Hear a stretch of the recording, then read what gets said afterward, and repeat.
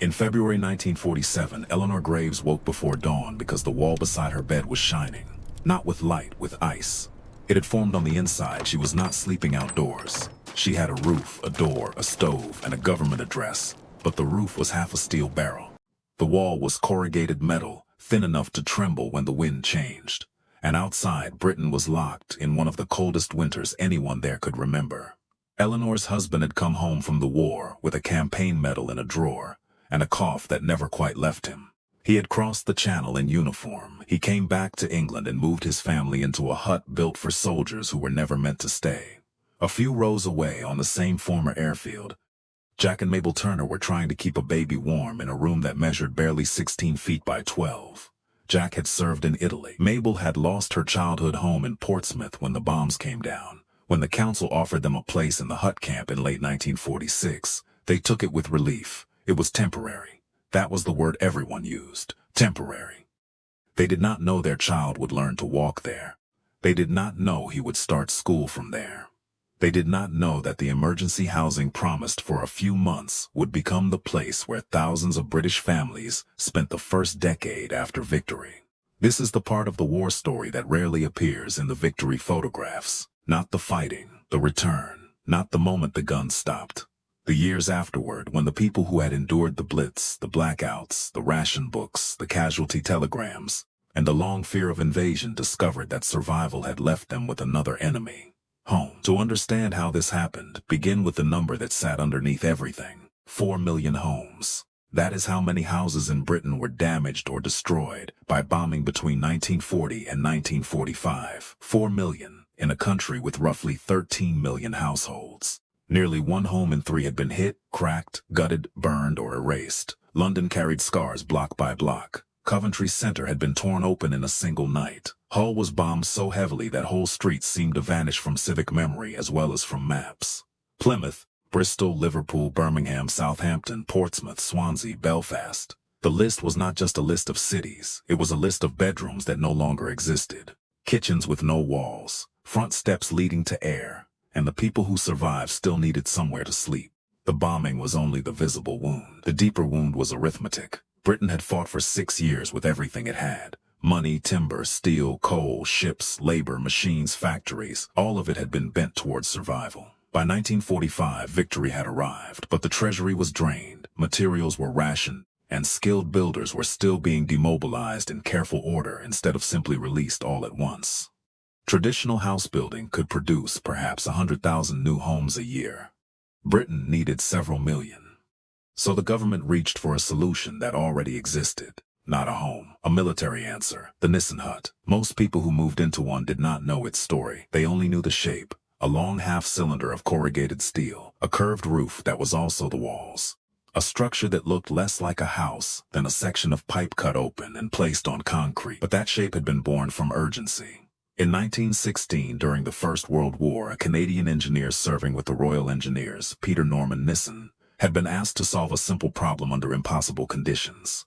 Soldiers needed shelter fast. It had to be cheap, portable, strong, and simple enough for ordinary men to assemble with basic tools. His answer was brilliant for war. 6 men could raise a standard hut in roughly 4 hours. It needed no elaborate foundation.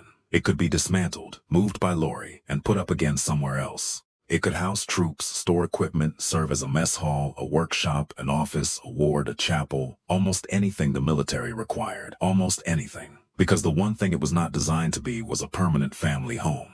But after 1945, that distinction began to matter less than the housing list. Britain did build prefabricated houses, proper ones, small civilian homes with kitchens, bathrooms, electricity, and a sense that life might finally move forward. They were announced with hope. They were not enough. They could not be made quickly enough, delivered widely enough, or built in numbers large enough to meet the need pressing against every council office in the country. So while prefabs were manufactured, while brick houses waited on materials, while families slept in relatives' parlors, church halls, damaged terraces, requisitioned rooms, and overcrowded lodgings, abandoned military camps became settlements, former RF bases, army barracks, prisoner of war camps, training grounds. Places built for war were quietly reclassified as places to begin married life. That is how Eleanor Graves came to live under a roof that froze from the inside. The family section of a hut could be smaller than a modern sitting room. 16 feet by 12 was not unusual. That space had to hold the bed, the table, the cooking corner, the stove, the chairs, the baby's cot, the chest with clothes, the coal bucket, the washing, the boots, the mending, the kettle, and the private dignity of people who had already lost too much. The curve of the walls stole space from the edges. A wardrobe could not stand where the steel bent inward. A bed had to be placed where a person could sit up without striking their head. Shelves had to be improvised. Curtains hung strangely, pictures tilted unless somebody worked out how to secure them to the ribs. The floor was concrete, not cold like wood, colder. Concrete did not merely sit beneath the room. It seemed to draw warmth down through shoes, socks, rugs, and blankets until the body understood that the building itself was never on your side.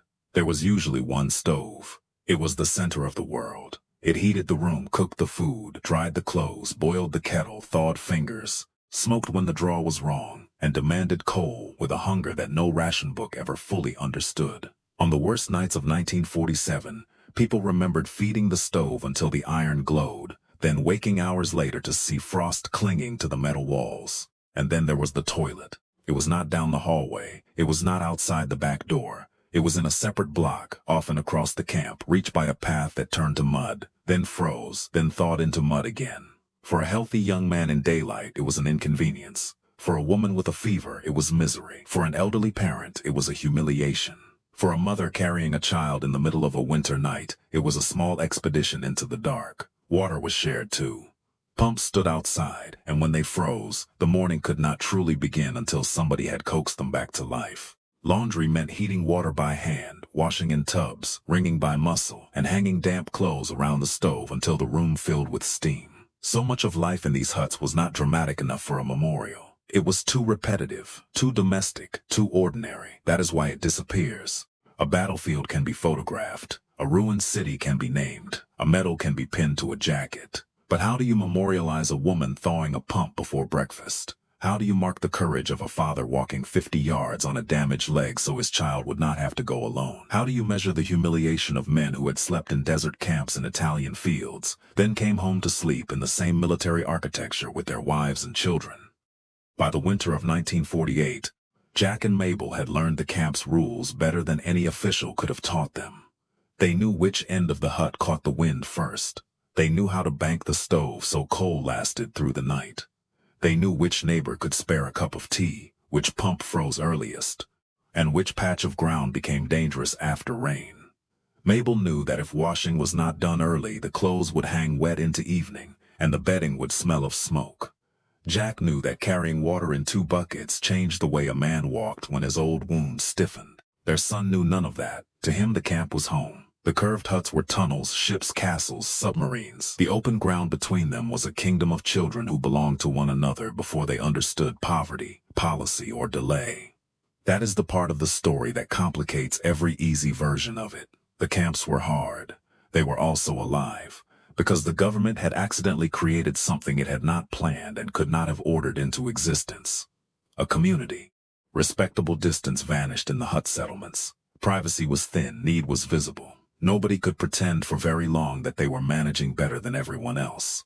If a pump froze, it froze for all. If coal ran short, everyone knew. If a baby cried through the night, the next hut heard it. If someone fell ill, help could arrive before a message was sent. Families that might never have mixed in ordinary peacetime streets found themselves side by side. Clerks, dock workers, demobilized officers, factory girls, railwaymen, widows, veterans, women who had worked through the Blitz, men who had returned from North Africa, Burma, Normandy, Italy, and the Atlantic convoys. Rank mattered less when both families were standing in line for the same outside tap. Class mattered less when both rooms smelled of damp laundry and coal smoke. Neighbors created systems no ministry designed. A mother with a newborn got first use of hot water. A family with sickness might receive coal from 3 doors down. Men repaired steps, patched leaks, raised makeshift shelves, and carried heavy pails for women whose husbands were still overseas or never coming back. Someone always knew who had a spare pram wheel, a length of rope, a pane of glass, a tin bath, a better kettle, a connection at the yard, or simply a pair of hands. It was not sentimental. There were arguments, noise, gossip, cold tempers in cold rooms, shame over poverty, fear that the council letter would never come. The bitterness of being told to be patient by people who did not live there. But the closeness was real. Decades later, many children who grew up in the hut camps remembered them with a tenderness that surprises people who only see the photographs. They remembered the play, the open ground, the shared dangers, the mothers at doorways, the strange feeling that everyone's family extended beyond its own walls. That does not mean the huts were acceptable. It means human beings made them more than they had any right to be. And nowhere was that more visible than on a small island far north of the British mainland. On Lambholm and Orkney, Italian prisoners of war had once been held during the Second World War. They were far from home in a landscape of salt wind, stone, military work, and homesickness. They did not have a church. They did not have marble. They did not have the materials that beauty usually demands. They had 2 Nissen huts, so they joined them end to end and transformed them. Inside those curved metal shells, they built the Italian chapel. With concrete mixed and shaped by hand, with scrap metal worked into delicate rails, with paint used so skillfully that flat surfaces seemed to become columns, arches, carvings, and stone. A military hut became a Baroque sanctuary. The corrugated iron remained above it all. But when people stepped inside, the eyes stopped seeing a hut and began to see devotion. One of the prisoners who helped create it, Domenico Chiocchetti, returned after the war to help restore it. He understood what everyone who lived in those huts understood in a quieter way. A place can be unworthy of people, and people can still leave something worthy inside it. That was what Eleanor did when she hung fabric against the steel to make the room less bare.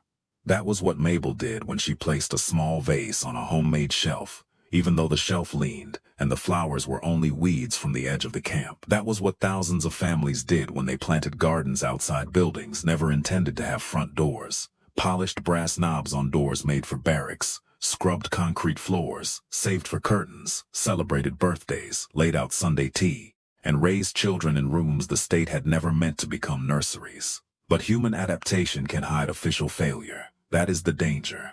Because the more people made the huts livable, the easier it became for the system to leave them there. The word temporary began to stretch. At first it meant months, then a year, then until the new houses were finished, then until materials improved, then until the list moved, then until next spring, then another winter. By 1950, many families were still waiting. By 1955, some had spent nearly a decade in accommodation planned as an emergency answer. In some places, huts remained occupied into the 1960s. Children who had been carried into camps as infants left them tall enough to remember every path, every frozen tap, every metal wall, every neighbor's voice. This was the betrayal that did not require a villain. It happened through shortage, delay, debt, bureaucracy, and the slow moral danger of calling something temporary after everyone knows it has become a way of life. Jack and Mabel's council letter finally came after years of applications. Not with trumpets, not with ceremony, just an allocation, a proper house, brick walls, indoor plumbing, separate rooms, a small garden, a door that opened onto a street instead of a camp road, a toilet that did not require boots in the middle of the night. For another family, it might have looked ordinary. To them, it was almost beyond imagining. On the day they moved, neighbors came without being asked. Someone carried the cot. Someone tied down the table. Someone wrapped the stove tools. Someone held the baby while Mabel went back inside the hut one last time. The room was smaller, empty than it had seemed when full, bare concrete, curved steel, a few marks where shelves had been, a patch on the wall where the fabric had hung. For years she had wanted nothing more than to leave it, and when the day came she cried, not because the hut had been good enough, it had not. She cried because life had happened there anyway, because people had been kind there. Because the first years of her child's life were trapped inside that ugly curve of metal, and leaving the hut meant leaving the proof that they had survived it. That is why this story refuses to be simple. It is not a clean triumph story. It is not proof that hardship was secretly good. It is not a reason to romanticize bad housing, poor planning, or the way governments can ask ordinary families to absorb the cost of national survival. The families in those huts deserved better. They deserved brick walls sooner. They deserved bathrooms that did not freeze. They deserved children sleeping in bedrooms instead of beside coal buckets. They deserved to come home from war into peace that felt like peace. But they did something extraordinary with what they were given. They turned military leftovers into streets. They turned emergency shelters into neighborhoods. They turned shame into routine, routine into endurance, and endurance into a kind of quiet social architecture stronger than the steel around them. Most of the huts are gone now. Many were demolished in the 1950s and 1960s. Some became farm buildings, workshops, storage sheds, classrooms, club rooms, odd little survivors at the edge of villages and airfields. Concrete bases remain in fields where whole communities once stood. A few curved roofs still catch rain, still hold tools, still remind anyone paying attention that this design outlived the emergency that produced it. The Italian chapel still stands in Orkney. Its beauty makes the lesson impossible to miss. The Nissen hut was built for war. It was used for peace because peace arrived broken. And inside those curved steel rooms, families who had already endured more than enough proved something that victory parades could never show. The war had ended. The test had not.